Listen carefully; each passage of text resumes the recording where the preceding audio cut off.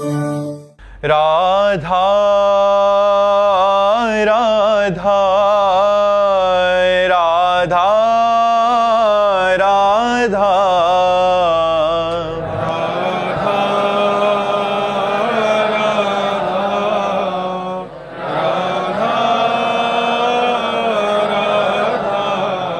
हाय राधा राधा राधा राधा राधा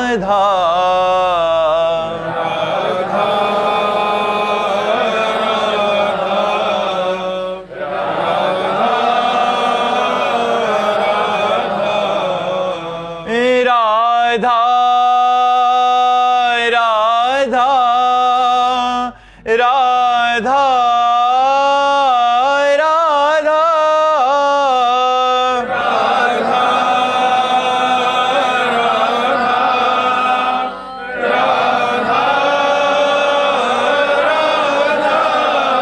हाय राधा राधा राधा राधा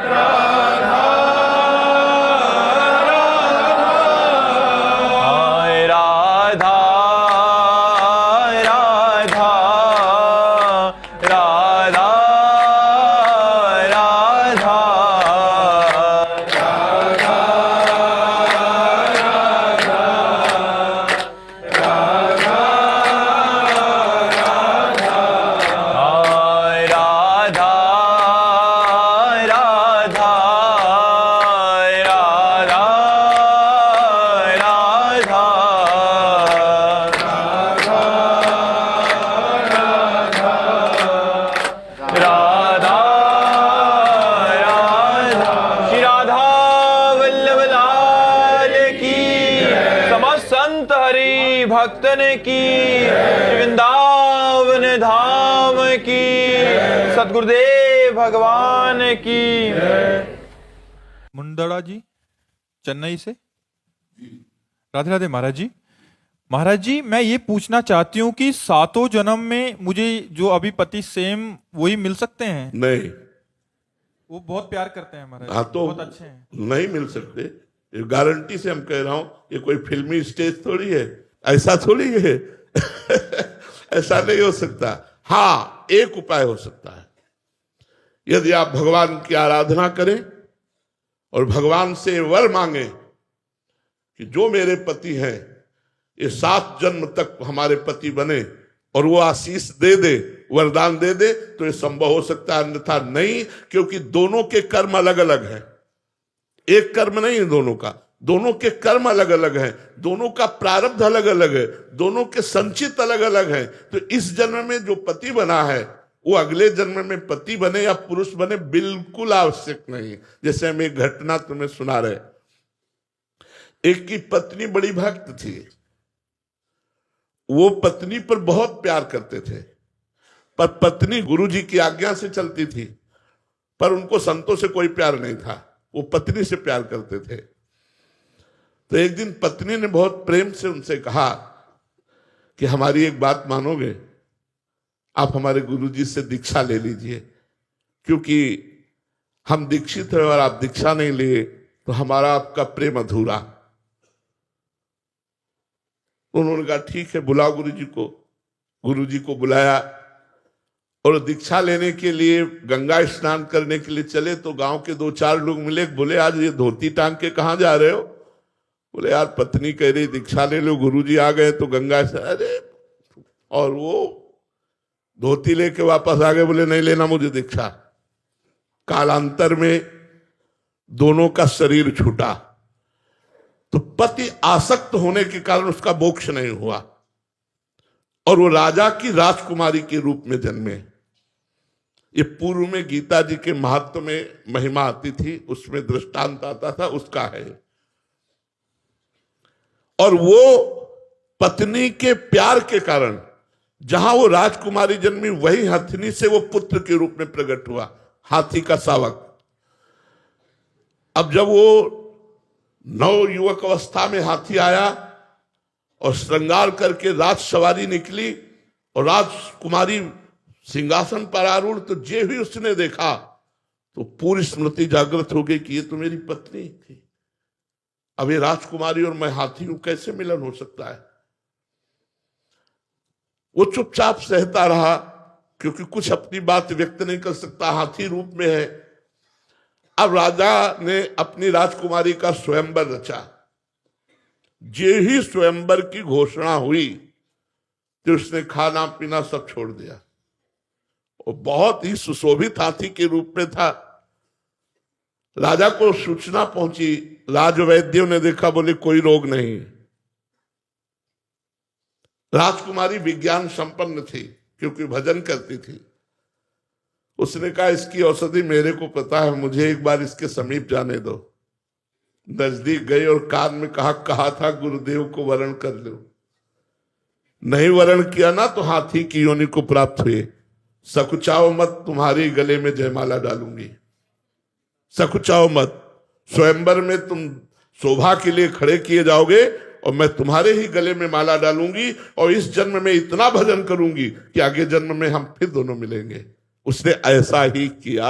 भजन के प्रभाव से अपने पति को हाथी की योनि से मुक्त करके अगला जन्म फिर मनुष्य का हुआ। फिर ये तप और भजन से, भगवान के वरदान से संभव है, ना कि अपने प्रारब्ध से। प्रारब्ध से संभव नहीं है।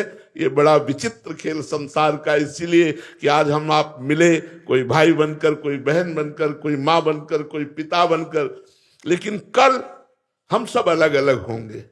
अच्छा, पीछे की योनि में आप क्या थी, आपको क्या पता?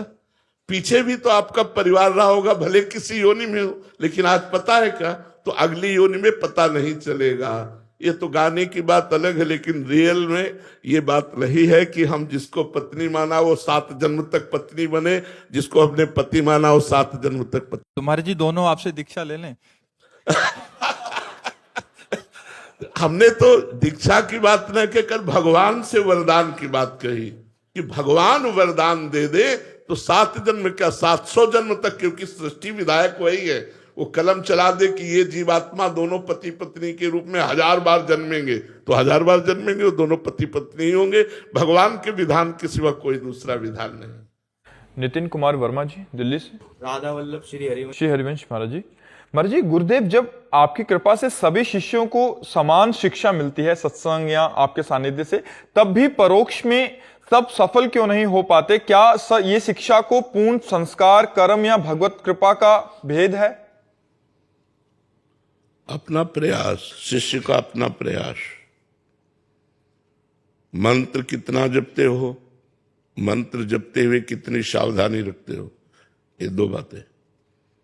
आप संयम से चल रहे हो, गुरु आज्ञा पर चल रहे हो। एक जगह बैठकर 100 लोग भजन करें तो भी अंतराय होगा। एक जगह बैठकर 100 लोग भजन करें तो भी उनके भजन का फल अलग अलग होगा। कौन कितना ध्यान देकर जप रहा है, कौन कितनी पवित्रता से जप रहा है, कौन कितने भाव से जप रहा है। तो इसलिए सबकी एक गति नहीं हो सकती, सबका एक निर्णय नहीं हो सकता, क्योंकि मति भिन्न भिन्न है, भाव भिन्न भिन्न है, सोच भिन्न भिन्न है, आचरण भिन्न भिन्न है, उद्देश्य भिन्न भिन्न है। सबका उद्देश्य भगवत प्राप्ति थोड़ी है। तो इसलिए सबका समान भाव से कल्याण नहीं हो पाता। जो जितनी लगन से भजन करता है, उद्देश्य परिपक्व रख के, उतना आगे बढ़ता जाता है। मान लो आप लोग तो गृहस्थ हैं, जो विरक्त हैं, उनमें से बहुत से विरक्त ऐसे हैं जो उन्नति को प्राप्त हो रहे हैं, और बहुत ऐसे हैं जो जहां हैं वहीं रह रहे हैं, और बहुत ऐसे हैं जहां थे वहां से गिर गए। 3 प्रकार के। एक जो जहां थे वहां से उन्नति को प्राप्त हो रहे हैं, एक जो जहां है वो वहीं है, और एक जो जहां थे वहां से नीचे गिर गए। तो उनमें प्रधानता तो आपकी हुई ना। गुरु ने तो गुरुमंत्र सबको बराबर दिया, कृपा सब पर बराबर की, लेकिन उसका प्रभाव, जैसे स्वाति का बूंद गिरता है केले पर तो कपूर बन जाता है, सांप के मुंह में गिरता है तो जहर बन जाता है, सीपी में गिरता है तो मोती बन जाता है, और चातक की चोंच में आता है तो जीवन बन जाता है। स्वाति की बूंद में तो कोई दोष है नहीं, पात्रता में है। जो नीचे पात्रता में आया वही उसका स्वरूप बन गया। तो गुरु मंत्र बराबर सबको दिया जाता है, पर आपका उद्देश्य, आपकी लगन, आपकी पवित्रता, आपकी जितेंद्रियता उसमें काम करती है। यदि आप सही ढंग से चल रहे हैं तो आपकी आध्यात्मिक उन्नति होना आपको अनुभव में आने लगेगा। मेरा मन प्रसन्न हो रहा है, भगवान प्रिय लगने लगे, सबसे प्रेम व्यवहार का बर्ताव होने लगा, आनंद ही आनंद, तो निगेटिव विचार शांत होते चले जा रहे हैं। तो ये सबका नहीं है, क्योंकि वो भजन ही नहीं करते और संयम से नहीं चलते, मनमानी आचरण, तो फिर कैसे होगा? समझ पा रहे हैं आप? देवांश प्रताप जी आगरा से। राधा वल्लभ श्री हरिवंश महाराज जी। महाराज जी, भगवत प्राप्त और मोक्ष प्राप्ति होने वाले महापुरुष में मूलभूत क्या अंतर होता है? एक ही है, एक निराकार तत्व में लीन हो जाता है, जैसे समुद्र में तरंग लीन हो गई। अब तरंग का ना नाम रहा ना रूप रहा, उसे कहते हैं मोक्ष। और एक भगवान का दासत्व स्वीकार कर भगवान की सेवा में रहता है, इसे कहते हैं भगवत प्राप्ति। एक कल्याण हो जाता है कि जन्म मरण से मुक्त हो गया, और एक भगवान की सेवा में जाता है। तो मोक्ष कल्याण होना और भगवत प्राप्ति में अंतर है। अब जैसे राम जी का उपासक है तो साकेत धाम जाकर सिया राम की सेवा करेगा, राधे श्याम का उपासक है तो गोलोक वृंदावन धाम में, भगवान शिव पार्वती का उपासक है तो कैलाश में, और मोक्ष की अभिलाषा रखता है तो मुक्त हो जाएगा और तत्व स्वरूप भगवान में एक हो गया, लीन हो गया। जैसे एक बोरे में 2 चीटा लगे हैं चीनी के, तो एक चीनी के साथ कढ़ाई में जाकर चीनी में औट गया, और एक बोरे के किनारे लगा हुआ उसका स्वाद ले रहा है। तो वो जो औट गया वो मोक्ष है, और जो स्वाद ले रहा है वो भक्ति रस है, वो है भगवत प्राप्ति। तो उत्तम कौन रहा, जो चीनी बन गया वो, या जो चीनी का स्वाद ले रहा है वो? हाँ, इसीलिए प्रेमी जन मोक्ष को भी ठुकरा देते हैं। मोक्ष नहीं चाहिए मुझे, आपका प्रेम चाहिए, आपकी दासता चाहिए, आपकी सेवा चाहिए। भगवत प्राप्त होने वाला व्यक्ति सिर्फ प्रेम पर ध्यान में रखता है कि मतलब वो सिर्फ भगवान से प्रेम करता है, और भगवत प्राप्ति वाला जो महापुरुष है वो केवल भगवान से प्रेम करता है। हाँ, और मोक्ष प्राप्ति वाला भगवान से मोक्ष चाहता है कि मैं मुक्त हो जाऊं, तो उसे भगवान ज्ञान प्रदान कर देते हैं और वो मुक्त हो जाता है। समझ में आ गई बात आपके? दास भगवत शरण जी। श्री राधा वल्लभ। राधे राधे महाराज जी, दंडवत प्रणाम। महाराज जी, सन 2007 में राधा वल्लभ जी के प्रांगण में आपके दर्शन पहली बार प्राप्त हुए थे, तथा स्नेह बिहारी मंदिर के सामने जो शिव मंदिर है, इस दास को प्रसाद वहां आपसे किनका मिला था? अच्छा। महाराज जी, हाँ, मधु। हाँ, कम से कम 18 वर्ष बैठकर हम उस अंधेरे में पीछे वहां शाम के भोजन करते थे, ब्रजवासियों के यहाँ मांग लेते थे, और वही शंकर जी के पीछे। मैंने आपसे एक निवेदन किया था कि मेरा मन भ्रमित है, तो उसके लिए जैसे पूजा पाठ धर्म कर्म करते फिर भी नहीं होता, तो आपने मुझे जड़ भरत का उपदेश दिया था। जड़ भरत जी की कथा से तत्व का उपदेश दिया था आपने। महाराज जी, आपका प्रश्न है कि महाराज जी, दास आपकी कृपा से कथा प्रवचन तो करता है, लेकिन संपूर्ण स्वयं में तत्व बोध नहीं हो रहा। महाराज जी, ऐसे में कृपा मार्गदर्शन। देखो, कथा प्रवचन करना और तत्व बोध करना ये दोनों अलग बात है। कथा प्रवचन करने का मतलब जैसे हमने हलवा बनाने की सारी प्रक्रिया सीख ली और दूसरों को प्रक्रिया सिखाने लगे, लेकिन कभी बना के नहीं पाया। बना के पाना है तत्वबोध, और सीख के गाना है हलवा की प्रक्रिया। तो समझ रहे ना?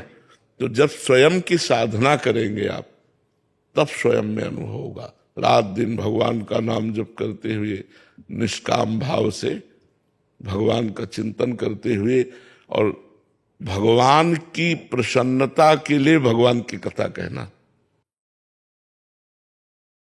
चौथी भगत मम गुण गण करे कपट तज गान। अयोध्या में एक सिद्ध संत थे, तो उनको एक भागवत प्रवक्ता ने नए सीखे थे, तो उनका मैं आपको एक भागवत सुनाना चाहता हूँ। तो हमारी प्रथम भागवत के श्रोता आप बने, तो उन्होंने कहा ठीक है, सुनाइए आके। जब भागवत 7 दिन सुनाई तो उन्होंने कहा, नियम कहता है कि भागवत प्रवक्ता को भेंट देनी चाहिए, नियमानुसार। आप मांगो क्या चाहते हो। तो उनका, महाराज जी धन का बड़ा अभाव रहता है। बोले आज से व्यवस्था बननी शुरू हो जाएगी, आज से ही शुरू हो जाएगी, आप चिंता न करो, पर्याप्त धन हो जाएगा और मांगो। सिद्ध संत थे। तो उनका, महाराज जी संतान नहीं, पुत्र हो जाएगा, इसी वर्ष में हो जाएगा और मांगो। तो उनका, भगवान से प्रेम हो जाना व्यर्थ की बात करता है। उनका, महाराज जी ये व्यर्थ की बात कैसे हो गई, भगवान का प्रेम मांगना। तो बोले पहले धन और पुत्र और फिर भगवान से प्रेम, कदापि नहीं हो सकता। अगर पहले भगवान का प्रेम मांगे होते और फिर धन पुत्र मांगे होते तो हो जाता, अब कदापि नहीं होगा। जाओ धन और पुत्र दिया। तो लालसा कहीं ना कहीं लोक व्यवहार में है, इसीलिए हमें तत्व बोध नहीं होता। देह भाव में है, व्यवहार में है, इसीलिए तत्व का वर्णन करते हुए भी तत्व बोध नहीं होता। एक बार पूज्यपाद सिउड़िया बाबा जी महाराज गंगा किनारे भ्रमण कर रहे थे, तो ब्रह्मावर्त, बिठूर और कानपुर के बीच में योग वासिष्ठ का प्रवचन हो रहा था। योग वासिष्ठ बड़ा गूढ़ ग्रंथ है। तो बाबा 3 दिन रुके, इतना सुंदर अध्यात्म की चर्चाओं कर रहे थे जो प्रवक्ता थे, 3 दिन रुके। फिर बाबा की मिलने की इच्छा हुई, क्योंकि एकदम निर्णायक उपदेश उनका। तो उन्होंने कहा, आपको तत्वबोध हो गया है? तो उनका, महाराज जी आप सन्यासी हो, सन्यासी गृहस्थ आश्रम का गुरु रूप होता है और गुरु से कभी झूठ बोलना नहीं चाहिए। मैं तत्व ज्ञान की चर्चा तो करता हूं लेकिन तत्वबोध नहीं हुआ। बाबा ने कहा बस इतना ही मैं बाबा चल। तब उन्होंने लिखा कि तत्व ज्ञान की निर्णायक चर्चा करने पर भी उसे तत्वबोध नहीं हुआ। मतलब एक एक सूत्र की व्याख्या करने पर भी उससे तत्व। तो नायमात्मा प्रवचने न लभ्या न मेधया न बहुना श्रुतेन। जो आत्मबोध है ये बहुत प्रवचन करने वाले को भी प्राप्त नहीं होता, बहुत प्रवचन सुनने वाले को भी प्राप्त नहीं होता, बहुत बुद्धिमान को भी प्राप्त नहीं होता। जो आत्मा का वर्ण करता है कि मुझे अब आत्म स्वरूप में, अपने स्वरूप में लीन होना है, वो उसके अंदर मुमुक्षुता जागृत होती, फिर साधना में तत्पर होता है। तो साधना में तत्पर हुआ तो अंदर ही अंदर उसे अनुभव हो जाता है। अभी सारा खेल बाहर ही बाहर हो रहा है, तो जब अंदर शुरू होगा तब तत्वबोध हो जाएगा। जो ज्ञान आपको है कोई नया ज्ञान नहीं है, वही तत्वबोध में होगा। लेकिन बस अंतर इतना है कि हलवा बना के नहीं खाया, हलवा की प्रक्रिया पूरी पता है। वो स्वाद जब हम स्वयं साधना करेंगे तब प्राप्त होगा। अब दूसरे तौर पर कह रहे हैं कि जैसे आप भगवान की कथा का गान करके लोक मंगल के लिए, लेकिन धन तय नहीं करते तो आपका कल्याण हो जाएगा। क्योंकि भगवान की कथा करना, भगवान का नाम कीर्तन करना है बहुत बढ़िया बात है, बहुत मंगलमय आराधना है। पर जब हम उसे अंकों में निश्चित कर देते हैं तो फिर उसका जो फल प्रेम होना चाहिए। भगवान की कथा कहने से भगवान में प्रेम होता है, क्योंकि भगवान की चर्चा है। महामोह महिषेष विशाला, राम कथा कालिका कराला। महामोह का नाश करने के लिए, जैसे महिषासुर का नाश करने के लिए भद्रकाली प्रकट हुई, ऐसे ही ये दुर्गा स्वरूप है कथा, मोह रूपी महिषासुर का मर्दन करने के लिए। पर क्यों नहीं हो पाता? क्योंकि हमारा लक्ष्य बदल गया, मान प्रतिष्ठा धन आदि आदि, तो वो प्रभाव नहीं पड़ पाता। यदि हम केवल भगवत चर्चा, भगवत प्रसन्नता के लिए करें और जो स्वाभाविक भेंट आ जाए उससे अपना जीवन यापन करें तो हमारी भक्ति बढ़ने लगे। इसीलिए हमारी भक्ति वृद्धि को प्राप्त नहीं होती, और भक्ति प्राप्त हो जाए तो तत्वबोधि भी प्राप्त हो जाएगा, भगवान का दर्शन भी हो जाएगा।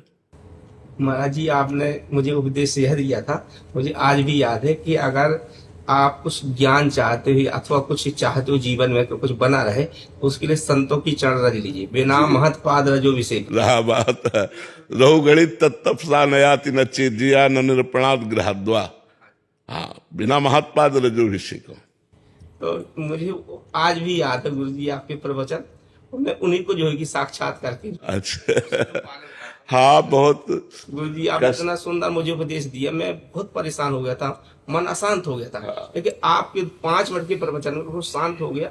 और गुरुजी वो छटा आज भी मेरे दिल दिमाग में, जब आप राधा वल्लभ में पहुंचे, इतना आनंद आपके दर्शन करके हुआ मुझे लगा इतना तो किस कहीं दर्शन करके आनंद नहीं हुआ। सुनील जी विशाखापट्टनम से। राधे राधे महाराज जी शरणागति शब्दों में आसान सी लगती है पर जीवन में मुश्किल होती है। वास्तविक भोगों शरणागति की का- प्रियता के कारण जो हमारी इंद्रियों को विषय प्रिय लगते हैं, उन्हें भोगने में सुख का अनुभव होता है, भ्रमात्मक, सत्य नहीं, भ्रमात्मक। जैसे स्वप्न में हमें कोई सुख मिला तो जागरण पर उसका कोई महत्व नहीं रहता, ऐसे ही जागृत में जो सुख मिल रहा है ज्ञान होने पर कोई महत्व नहीं रहता। अज्ञान के कारण भोग प्रियता हमारी बढ़ गई है, और भोग प्रियता देहाभिमान के कारण बढ़ गई है। देहाभिमान होने के कारण शरणागति बहुत कठिन जान पड़ती। शरणागति जैसा कोई साधन ही नहीं है। सर्वश्रेष्ठ भगवत प्राप्ति का साधन शरणागति है। भगवान की शरण में मैं जैसा भी हूं, नीच हूं, पापी हूं, पतित हूं, पर हे नाथ मैं आपकी शरण में हूं। हमारा तुम्हारा संबंध है स्वामी। आपने कहा ममैवांशो जीवलोके, तो मैं आपका अंश हूं। और वैसे भी अगर मैं पतित हूं तो आप पतित पावन हैं, मैं दीन हूं तो आप दीन बंधु हैं, मैं भिखारी हूं तो आप दाता हैं। स्वामी हमारा आपका संबंध है, मैं कैसा भी हूं लेकिन मैं आपका हूं। यहां से शरणागति प्रारंभ होती है और यही पूर्ण हो जाती है। जब तत्वता हृदय में बात आ जाएगी तो पूर्ण हो जाएगी। अभी वाणी से है तो वचन से प्रारंभ हुई और हृदय में उतर गई कि आपके सिवा मेरा कोई नहीं। बस यहीं से उसका अध्यात्म का जो प्रकाश है वो जागृत हो जाएगा। ज्ञान विज्ञान से संपन्न वो महापुरुष हो जाएगा। भगवान का शरणागत परम ज्ञानी होता है, कोई ज्ञान बकाया थोड़ी रह जाता है। भगवान अपने शरणागत को परिपूर्ण कर देते हैं। तो शरणागति में कठिनता है विषय प्रियता। विषय प्रियता है देहाभिमान के कारण, और देहाभिमान है अज्ञान के कारण। तो हम भगवान की शरण में हो, वो हमें ज्ञान प्रदान करें जिससे विषय प्रियता नष्ट होकर भगवत प्रियता जागृत हो जाए। कठिन नहीं है, कठिन नहीं है, बहुत सरल है, पर विषय प्रियता के कारण बहुत कठिन लगता है। तो हम क्या करें, विषय प्रियता को भी समर्पित कर दें। जैसे हमें कोई पदार्थ, माना जैसे आज हमें गुलाब जामुन खाना है, हाँ ठीक है, अब गुलाब जामुन की व्यवस्था करते हैं अगर हमारे पास है, धन है, अर्थ है, और ठाकुर जी को भोग लगा देते हैं और नाम कीर्तन करते हैं। भोग लगाने के बाद पा लेते हैं प्रसाद रूप, कोई परेशानी नहीं। हमारी भक्ति भी पूर्ण हुई और हमारी विषय प्रियता भी पूर्ण हुई। हाँ, जो शास्त्र विरुद्ध है, धर्म विरुद्ध है, वो 1,00,000 बार मन कहे तो भी नहीं मानूंगा। अगर शास्त्र और धर्म से युक्त है तो एक बार में तेरी बात मान लूंगा। तो मन की विषय प्रियता को भी हम भगवान के चरणों में समर्पित। देखो, शरणागति जैसा कोई सरल साधन नहीं। शरणागति का साधन ऐसे समझो जैसे एक छोटा बालक है, उसे ये पता नहीं कि ये मल है, और मल में खेला और लपेटा और फिर रो के मां की तरफ भाग पड़ा।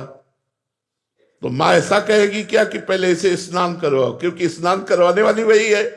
तो मां उसे उसी स्थिति में अपने हाथ में ले लेती है और बाथरूम जाती है और उसे पवित्र करती है, उसे श्रृंगारित करती है। ऐसे ही हम मल लपेटे हुए बालक की भांति भगवान की शरण में चले जाएं, वो हमारे सारे मलों को धोकर अपने लायक बना देंगे। बहुत करुणा सिंधु भगवान है।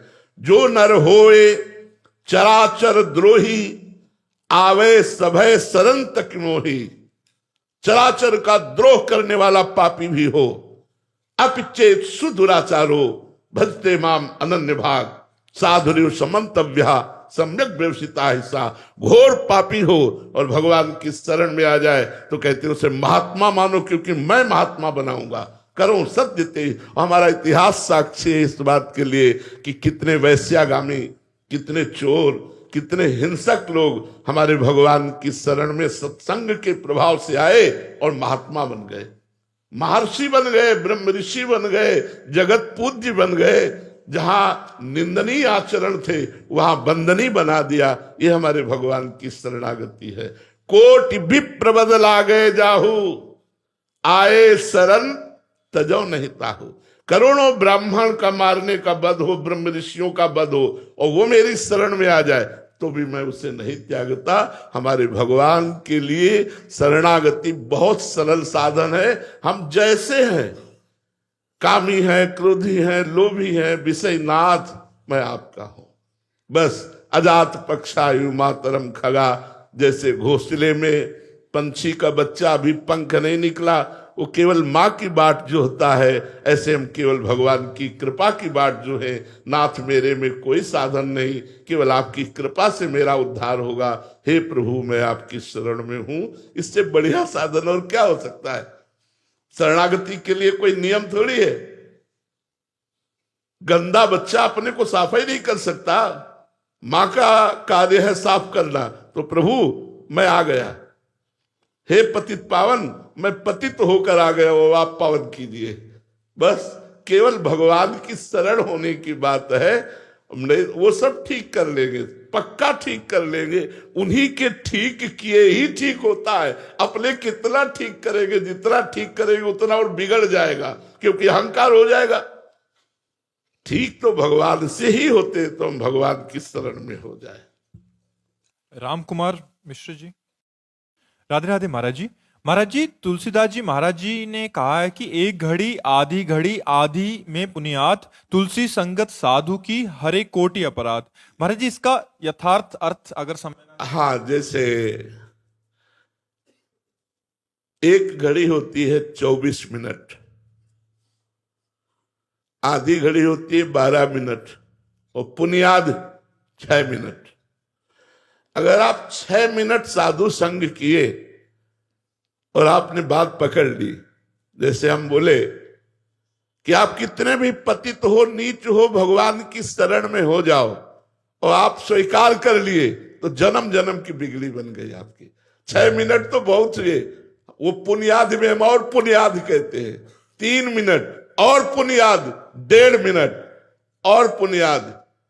अगर उसमें एक शब्द मान लिया राधा राधा, तो वो पल भर के, पलक झपकते भर के समय में आपका कल्याण हो गया, क्योंकि आपने एक बात मान ली कि अब राधा राधा रटूंगा, मैं भगवान की शरण में हूं। तो तात स्वर्ग अपवर्ग सुख धरी तुला एक अंग, तूल न ताय सकल मिल जो सुख लव सत्संग। लव मात्र, निमेष मात्र के समय में आपका कल्याण हो सकता है। अगर एक बात मान ली, आज से तुम राधा जपो, राधा राधा रटो, तुम्हें कुछ ज्ञान नहीं, कोई मतलब नहीं, बस जो कर रहे हो करो, जो कर रहे हो, छोड़ नहीं सकते हो तो पकड़ लो। हम ये नहीं कह रहे ये छोड़ो ये छोड़ो ये छोड़ो तब पकड़ो। जो छोड़ नहीं सकते वो राधा नाम पकड़ ले। अगर राधा नाम सब गंदी बातें छुड़वा कर आपको अच्छे व्यक्ति ना बना दे, समाज प्रिय ना बना दे, तो हमें आप बात कहना। तो उन्होंने कहा कि यदि सत्संग हो जाए, हमारे कितने भाई लोग, भाई बहन आते हैं जो बोलते हैं कि मैं ऐसे ऐसे आचरणों से युक्त था, आपका प्रवचन सुना, एकांतिक सुना और हमने छोड़ दिया। क्या हुआ? मिले आकर के बाद में जब पवित्र हो गए, केवल सुनने मात्र से उन्होंने अपने गंदे आचरण त्याग दिए, तो ये सत्संग का ही प्रभाव है। अगर किसी भगवत प्रेमी महात्मा का 10-5 मिनट के लिए सत्संग हो जाए तो जीवन का परिवर्तन हो जाए, जीवन परिवर्तित हो जाए। इसलिए गोस्वामी जी ने कहा। महाराज जी, इसमें आपने अभी एक कहा कि जो कर रहे हो बस नाम पकड़ लो। महाराज जी, ज्यादा खुली छूट दे दी महाराज जी, हम तो गंदे आचरणों में। भैया तुम्हें नाम जला देगा अगर गलत करोगे।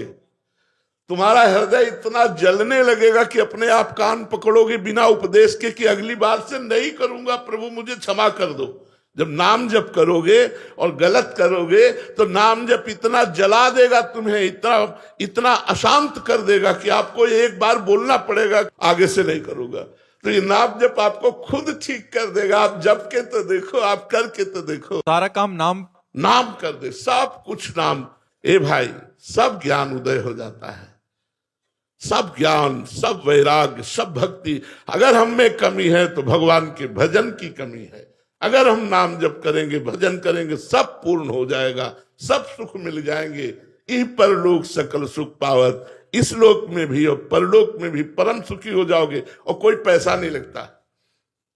फिक्र को, चिंता को, चाह को मिटा करके फिर जो खेलता है उससे सातरति सतरति सा लोकांतारयति मम भक्ति युक्तो भुवनम पुनातु। मेरी भक्ति से युक्त होकर के लोक के लोक को पावन कर देता है। कौन? जो किसी से कुछ लेता नहीं। इसलिए निष्कामता, भगवान के प्रति समर्पण, भगवान की आशा, एक भरोसो एक बल एक आस विश्वास, एक राम घनश्याम हित चातक तुलसीदास। वो जगत मंगल, वो परम पावन भगवान की शरणागति उसके हृदय में उदय होती है। शरणागति कठिन नहीं है, कठिन है विषयों की प्रियता छोड़ना। अगर साधु संग हो जाए तो उसका रंग चढ़ जाए, पर साधु संग हो, साधु संग हो जाए तो बिना रंग चढ़े नहीं बच सकते। तुम्हारे दिमाग में हमारी बात घुस जाएगी और वो मंथन करेगी और तुमको जबरदस्ती परमार्थ में खड़ा कर देगी। इसका नाम साधु संग। एक घड़ी आधी घड़ी आधी में पुनियाद, तुलसी संगत साधु की कोटि कटे अपराध। अगर हमारा एक संग हो गया, एक बात मान ली, तो जीवन परमार्थ की ऊंचाई पर दौड़ने लगेगा। मान तो लो, केवल बात मान लो। परमार्थ किसके लिए? सिर्फ भगवान के लिए। सिर्फ हम माना हम कामी है, क्रोधी है, लोभी है, मोही है, लेकिन भगवान के हैं, भगवान के लिए हैं। ये दोष भगवान की कृपा से नष्ट होते हैं। लेकिन हमें संसार नहीं चाहिए, हमें भगवान चाहिए, तब ये बात पुष्ट होती है। यहां संसार चाह, कोई ऐसा संतुष्ट हमें बताओ। संतुष्ट वही है जिसने चाह मिटा दी तो फटी लगोटी में भी वो बादशाह है। 7 गांठ कौपीन में इंद्र बापुरो कौन। लंगोटी में 7 गांठ लगी हुई, लेकिन देवराज इंद्र भी ललचारे उसकी सेवा के लिए, और उसको नहीं चाहिए कुछ। जिसे नहीं चाहिए वो भगवत प्राप्त या भगवत भक्त, चाहिए वो संसारी। चाह ही बंधन है। सेवक जी महाराज कह रहे हैं, वेद विद्या पढ़त कर्म धर्मन करत। वेद विद्या पढ़ रहे हैं, बड़े बड़े कर्म धर्म कर रहे हैं, पूरा जीवन आयु व्यतीत होती जा रही, लेकिन आस की पास नहीं तोरी जानी। सकल स्वार्थ करत रहत जनमत मरत, सुख और दुख के होत मानी। सब स्वार्थ वसात हो रहा है, कैसे मंगल हो, परमार्थ का कैसे स्वरूप प्रकाशित हो। अध्यात्म में ऐसे नहीं है, अध्यात्म में ऐसे है, ऐसे करना। हमारे सेवक जी महाराज कह रहे हैं कि भोगते और देह और न जाचही। हरिवंश धर्मी खूब उसमें आनंद में फूलता है, दूसरों को देता है, मांग नहीं करता। अगर मांग करता है तो हरिवंश का नहीं, मांग करता है तो राधा वल्लभ लाल का नहीं। मांग है तो सिर्फ किशोरी जी से मांग है। आसास्य दास्यम वृषभानुजायास, केवल हमें वृषभानु नंदिनी का दास्य चाहिए, ये आसास्य दास्यम वृषभानुजायास। तो परम मंगल के लिए चाह मिटाना है, चाहे वो गृहस्थ हो, चाहे वो विरक्त हो। चाह अगर मिट गई तो परमानंद की प्रजा ही न चाही कबहु कछु, कबहु कछु। इसको उतारा जाए जीवन में, जा ही न चाही कबहु कछु। बोले गृहस्थी में जरूरत है तो परमात्मा देख रहा है, वो पूरी करेगा। चाह करने की जरूरत क्या है, वो आगे से आगे पूरी करता रहता है, सबकी पूरी करता है, पशु पक्षियों को, सबको। आप तो बुद्धिमान है, जिनकी बुद्धि काम नहीं करती उनका भी भरण पोषण कर रहा है। लाखों प्रकार के जीव जंतु, 84 लाख योनियां, सबका भरण पोषण कर रहा है। वो अपने जनों का भरण पोषण नहीं करेगा, वो अपने शरणागतों का भरण पोषण नहीं करेगा। हमारी श्रद्धा, हमारी विश्वास की कमी है, इसलिए चाह पैदा हो जाती है। चाह मिटा दे मोक्ष, और चाह ही बंधन है। मोनिका अग्रवाल जी, राधे राधे महाराज जी। महाराज जी, अगर किसी के प्रति ईर्ष्या भावना होने लगे और इस ईर्ष्या भावना को शांत करने के लिए क्या करें? हाँ, उसको मानसिक प्रणाम करो। जब वो दिखाई दे या जब उसका चिंतन हो तो प्रणाम करो कि मेरे भगवान इसके अंदर भी विराजमान है। अगर हम भगवत भाव करेंगे तो ईर्ष्या मिट जाएगी, नहीं तो ईर्ष्या जलाती रहेगी। और ईर्ष्या द्वेष को उत्पन्न करती है, और द्वेष स्वयं का नाश कर देता है। दूसरे का होगा कि नहीं होगा, अपना पुण्य नाश हो जाएगा, अपनी बुद्धि भ्रष्ट हो जाएगी, हमारे अंदर क्रोध आ जाएगा, हिंसा की वृत्ति आ जाएगी, उसका बुरा मनाने की वृत्ति आ जाएगी, ये हमारी कमी हो जाएगी। जिस पर हमारी ईर्ष्या बढ़ रही हो, मत्सरता, मेरे से आगे निकला जा रहा है, या उसकी उन्नति देख करके या किसी भी तरह उसे भगवत भाव से प्रणाम करना चाहिए कि हे भगवान, आप इस स्वरूप में हो, मेरे हृदय की ईर्ष्या को मिटा दो। निश्चित निश्चित ये अमोघ दवा है। उसे भगवत भाव से प्रणाम करो, जब उसका चिंतन हो तब प्रणाम करो, जब वो दिखाई दे तब मानसिक प्रणाम करो, आप देखो ठीक हो जाओगे। आप करके देख लो, ये प्रयोग करके देख लो। महाराज जी पीछे पीछे से करें, उसको पता भी ना लगे। नहीं, उसको पता नहीं चलना चाहिए, नहीं फिर और कटाक्ष करेगा आपके ऊपर तो सह नहीं पाओगे। मानसिक कहा है, मानसिक प्रणाम करो, नेत्रों से प्रणाम करो। श्री राधा वल्लभ लाल की। रसशेखरी शरण जी वृंदावन से। महाराज जी, जिसका दृढ़ लक्ष्य भगवत प्राप्ति हो गया है, उस साधक के क्या लक्षण है? नारायण हरि भजन में पांचों न सुहात, विषय भोग, निद्रा, हंसी, जगत प्रीति, बहुबात।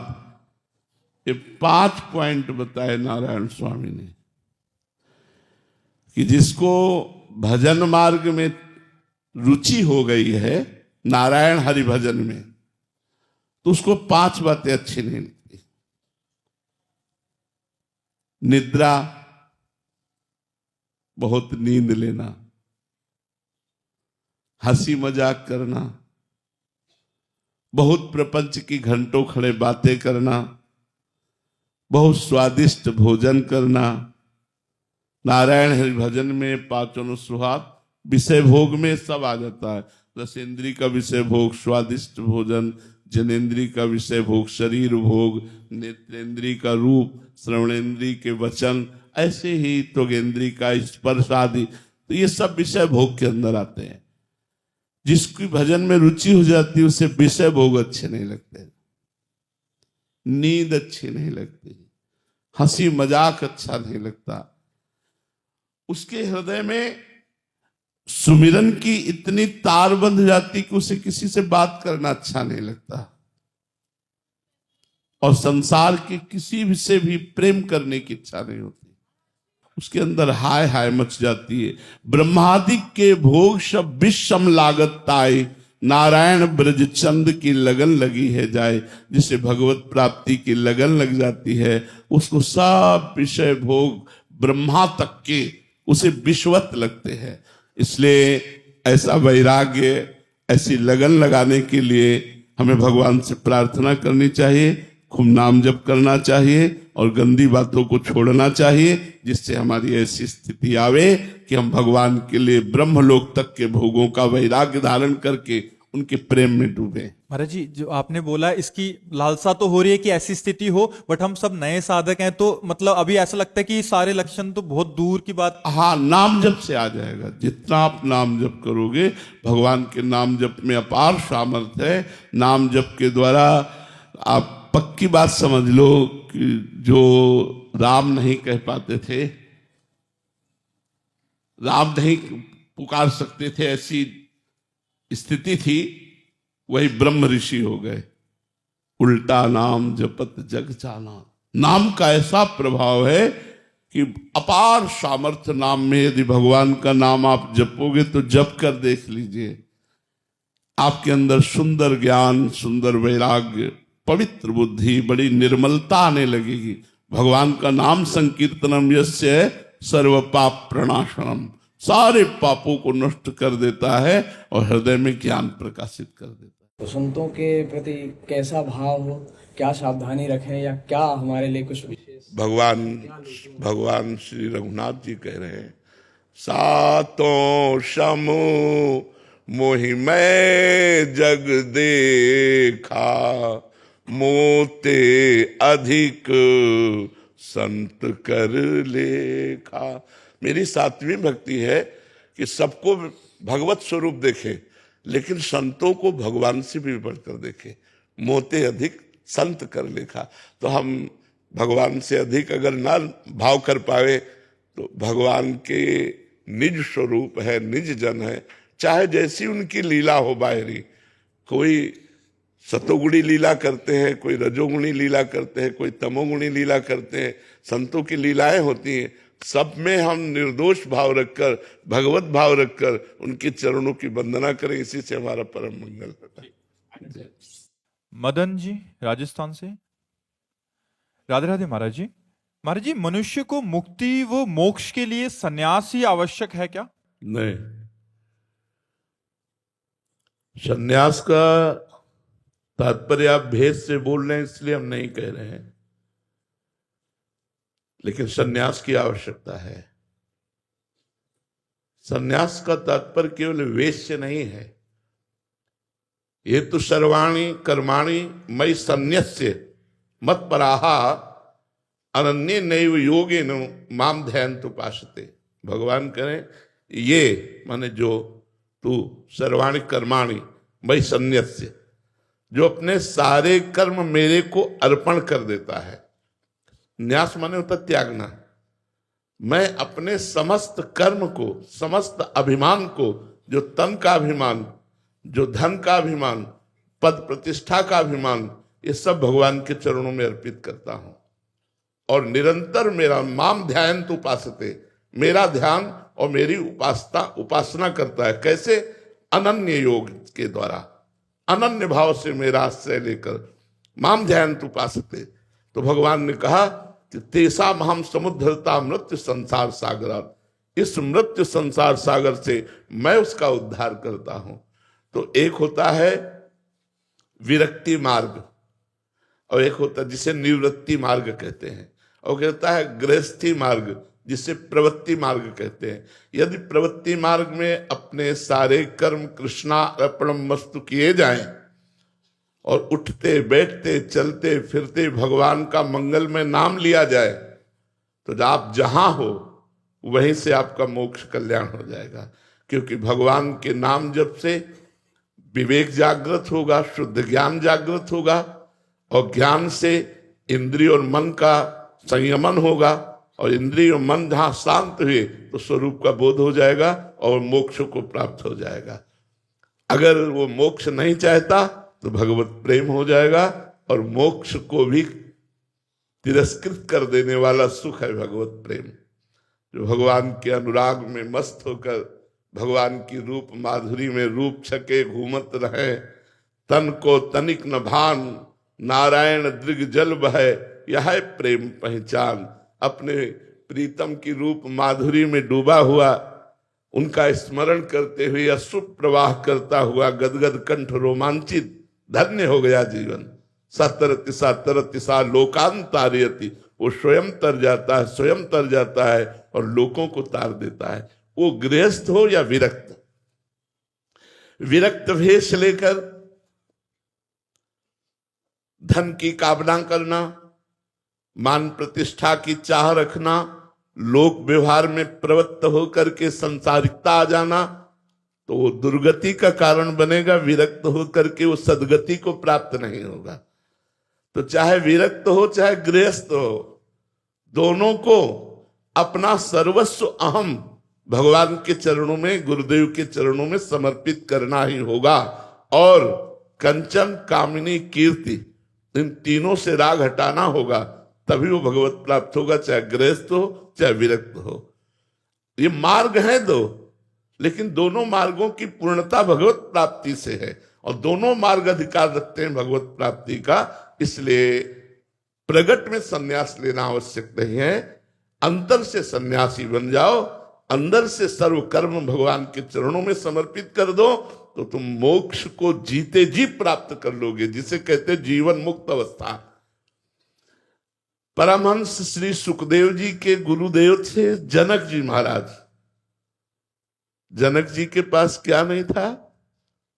राजा थे, पत्नी थी, पुत्र थे, पुत्री थी, पूरा वैभव था। यद्यपि वो सब भगवत लीला पात्र हैं, फिर भी हम आपको चक्रवर्ती सम्राट अम्बरीश जी के पास क्या नहीं था? रानियां थी, पुत्र पुत्री थे, सब। और दुर्वासा जी विरक्त महापुरुष, अम्बरीश जी की बराबरी नहीं कर पाए। विरक्त परमहंस श्री सुखदेव जी ने जनक जी को गुरु रूप से स्वीकार किया। तो यहां विरक्तता और गृहस्थता, इन दोनों में भगवान के प्रति प्रीति कितनी है, भगवान के प्रति समर्पण कितना है। जिसका समर्पण जोर होगा वही आगे निकल जाएगा, चाहे गृहस्थ चाहे विरक्त। बात समझ पा रहे हो? हाँ महाराज जी, आपके चरणों में कोटि कोटि प्रणाम। महाराज जी, मोबाइल पर आपके प्रवचन सुनने के बाद, नाम बार बार जपने के बाद, जब भी मेरे मोबाइल के सामने कोई बुरा दृश्य आता है तो मैं उसे देखती हूँ, भले ही मुझे पता है कि ये गलत है। इस वजह से बार बार अपने भक्ति मार्ग से भटक। नहीं देखना चाहिए, नहीं देखना चाहिए, ये गलत बात है। ये गलत आदत को छोड़िए। जो गलत आदत है उसको आप अपनाएंगी तो फिर कैसे बात बनेगी। हमें भक्ति मार्ग में चलना है, अच्छे बनना। भक्ति मार्ग का मतलब कोई बाबा जी बनना नहीं होता है। भक्ति चक्रवर्ती सम्राट अम्बरीश जी भी कर रहे हैं। चक्रवर्ती सम्राट हैं अम्बरीश जी, भक्ति कर रहे हैं, सुदर्शन चक्र उनकी रखवाली में रहता है। भक्ति का कोई तात्पर्य ऐसा नहीं कि वेश बदल लेना ही भक्ति है, या मतलब बाहरी दिखाओ, ये सब नहीं है। आप पैंट शर्ट में, आप सलवार कुर्ता में, आप साधारण वेश में भक्ति हो सकती है, क्योंकि वो भक्ति का मतलब होता है प्यार, अच्छे आचरण करना और दिल से भगवान को भजना। उसका मतलब बाहरी से केवल नहीं होता। अब हम लोग विरक्त हैं तो हमारा ये पोशाक है, हमारी बाहरी पोशाक भगवत स्वरूप है। आप लोग गृहस्थ हो, आप गृहस्थ में हो। लेकिन हमको गलत आचरण जो हम जानते हैं गलत है, अगर आप गलत दृश्य देखोगे तो गलत आचरण करने का मन होगा कि नहीं होगा, उसमें रुचि होगी कि नहीं। तो गलत आचरण करोगे तो फिर भक्ति का मतलब क्या रहा। एक बात समझो, भक्ति का मतलब क्या रहा। एक तरफ आप संत के प्रवचन सुन करके अच्छे बनना चाहते हैं, एक तरफ गलत दृश्य देखकर तो गलत आचरण, तो आपकी उन्नति नहीं होगी, आपकी आध्यात्मिक उन्नति नहीं होगी। इसलिए आपको कठोर बनना पड़ेगा, उन दृश्यों को तुरंत हटाना पड़ेगा। जो दृश्य हमारे मार्ग के नहीं है हमको उनको नहीं देखना है, हमें गलत बातें नहीं देखनी। और आज हमारे नौजवान बच्चे गलत बातें देख देख कर बहुत ज्यादा गलत होते जा रहे हैं, गलत आचरणों में प्रवृत्त होते जा रहे हैं, क्योंकि मोबाइल वो सब कुछ दिखा देता है। तो ये सब बातें अगर करोगे तो भक्ति कैसे होगी। बिल्कुल नहीं, अच्छे बच्चे बनो और ये जब गलतियां हैं इनको छोड़ो, बिल्कुल छोड़ो।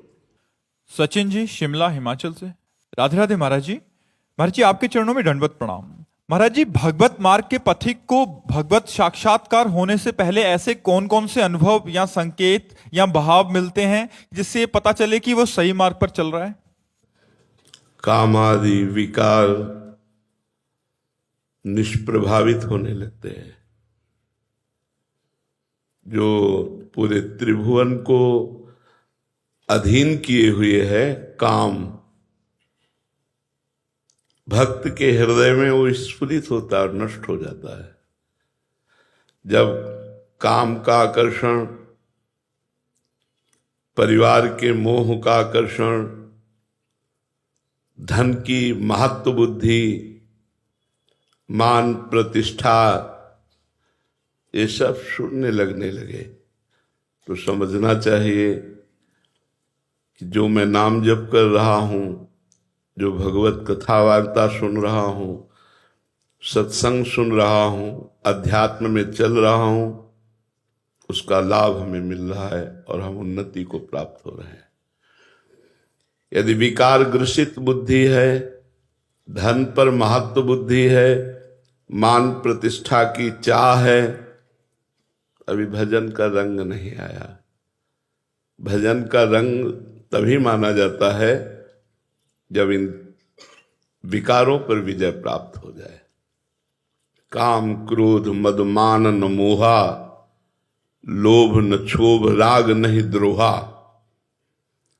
जिनके कपट दम्भ नहीं माया, तिनके हृदय बसहु रघुराया। जहां काम क्रोध अभिमान द्वेष राग ये सब नष्ट हो चुके हैं, शांत हृदय है, कोई चाह नहीं, एक अद्भुत आनंद, एक अद्भुत उमगन, प्रतिपल यही कब मिलेंगे प्रभु, कब मिलेंगे प्रभु। तो समझना चाहिए कि हमारा मार्ग बहुत ठीक है और हम उन्नति को प्राप्त हो रहे हैं। अगर कंचन कामनी और कीर्ति में हमारी प्रियता है तो अभी भजन हमारा रंग नहीं लाया। कामनी प्रिय लगे, धन प्रिय लगे, मान प्रतिष्ठा प्रिय लगे तो समझना चाहिए अभी मार्ग ठीक नहीं है। अभी अध्यात्म मार्ग में हमारी उन्नति नहीं हो रही। अध्यात्म मार्ग में उन्नति तभी मानी जाती है जब इन तीनों पर हमारी अनासक्त बुद्धि हो जाए, न कंचन में, न कामिनी में, न मान प्रतिष्ठा कीर्ति में, तब हमारा भजन सफल माना जाएगा। निरंतर भगवत स्मृति, विकारों पर विजय और मान मदादि का त्याग। समझ पा रहे हैं आप? जी। ओमकार जी पूना से। श्री हरिवंश। श्री हरिवंश महाराज जी अनन्यता क्या होती है, उसका पालन कैसे करते हैं? अनन्यता होती है, एक दृष्टांत से हम आपको बताते हैं। महाभारत का दृष्टांत है, भगवान शंकर के प्रसंग में है। एक उपमन्यु नाम के महर्षि थे। वो जब बाल्यावस्था के थे तो कि अपने मित्रों के साथ वो किसी दूसरे ऋषि के घर खेलने गए, तो वहां उन ऋषि ने अपने बच्चों के साथ उनको भी गाय का दूध पिलाया। बड़ा अच्छा लगा। वो जो ऋषि गाय का दूध पिलाए वो उपरोहित कर्म करते थे, और ये जिनके पिता उपरोहित कर्म नहीं करते थे, ऐसे के पुत्र थे उपमन्यु जी। उपमन्यु जी घर आए और कहा हमें दूध पिलाइए। बहुत हट किया तो उन्होंने समझाया कि हम उपरोहित कर्म नहीं करते, हम तो जंगल के कंदमूल फल से अपना गुजारा करते हैं, तुम्हें कहाँ से गाय का दूध पिला दे। जब बहुत हट किया तो जो जंगली चावल होता है उसको पीस करके उन्होंने दिया। बालक थे तो उन्होंने पिया और कहा ये वो दूध नहीं है जो उनके घर में पिया। तो माँ ने डांट के कहा यदि तुम्हें दूध चाहिए तो भगवान शंकर की तपस्या करो और तप के द्वारा वरदान प्राप्त करो, क्षीर समुद्र का दूध पियो। गाय की क्या बात है, क्षीर समुद्र का दूध पियो। तो उन्होंने कहा हमें भगवान शिव की साधना का उपदेश दीजिए। तो ब्रह्म ऋषि थे उनके पिता, उन्होंने उनको दीक्षा दी भगवान शिव की और आराधना बताई। तो उस समय उपमन्यु जी ने दाहिने पैर के अंगूठे के बल खड़े होकर हाथ उठा करके भगवान शिव का मंत्र जपे। बहुत काल व्यतीत हुआ तो भगवान शिव उनके सामने शिव रूप में प्रकट नहीं हुए, देवराज इंद्र के रूप में प्रकट हुए, नंदिकेश्वर एरावत के रूप में, और भगवती अम्बा सची के रूप में, और जितने शिव पार्षद सब देवताओं के रूप में, और कहा वरम ब्रूहि, वरदान मांगिए। तो उन्होंने आंख खोला तो देखा देवराज इंद्र, तो प्रणाम किया और कहा देवराज इंद्र मुझे आपसे कुछ नहीं चाहिए, मैं भगवान शंकर का भक्त हूं, मैंने भगवान शंकर की आराधना की है, मुझे जो कुछ चाहिए वो शंकर से चाहिए। तो वो निंदा करने लगे, क्योंकि भगवान शंकर ही थे, चिता की भस्म लगाते हैं, मुंडों की माला पहनते हैं न ऐसा। तो उनका सावधान, हमारे ही सामने हमारे इष्ट की यदि निंदा करोगे तो हमको असमर्थ मत समझो। मैं ऋषि बालक हूं, अगर शाप दे दिया तो आप भी भस्म हो जाओगे। तो फिर वो निंदा शुरू कर दी, क्योंकि वो भगवान शंकर ही थे ना। तो उन्होंने कहा देवराज इंद्र अगर भगवान शंकर मुझे श्वान बना दें तो मुझे स्वीकार है, और तुम अपना देवराज इंद्र पद देना चाहो तो भी स्वीकार नहीं है। मैंने भगवान शंकर की आराधना की, अब एक भी शब्द अगर भगवान शंकर के प्रति बोले तो मैं दंड देने में समर्थ हूं। फिर वो बोलने लगे, तब उन्होंने अघोर मंत्र का प्रयोग किया। ये मंत्र सिद्ध हो जाए तो किसी के भी ऊपर मारण, मोहन, वशीकरण, उच्चाटन आदि का, इसे अघोर मंत्र कहते हैं। क्योंकि हम सही उपासना से आए इसलिए हमें इसका ज्ञान है। जे ही मंत्र को प्रहार किया जल लेकर के, तो नंदिकेश्वर ने जल को लोप लिया और कहा अपने इष्ट मंत्र से इष्ट पर ही प्रहार करते हो। तो देखा भगवान शंकर नंदिकेश्वर पे विराजमान, उमा सब शिव पार्षद। तो उनका प्रभु ये क्या लीला थी। तो उनका मैं तुम्हारी अनन्यता की परीक्षा ले रहा था, तुम अनन्य निकले, इसलिए जाओ, रोज तुम्हें क्षीर समुद्र का दुग्ध मिलेगा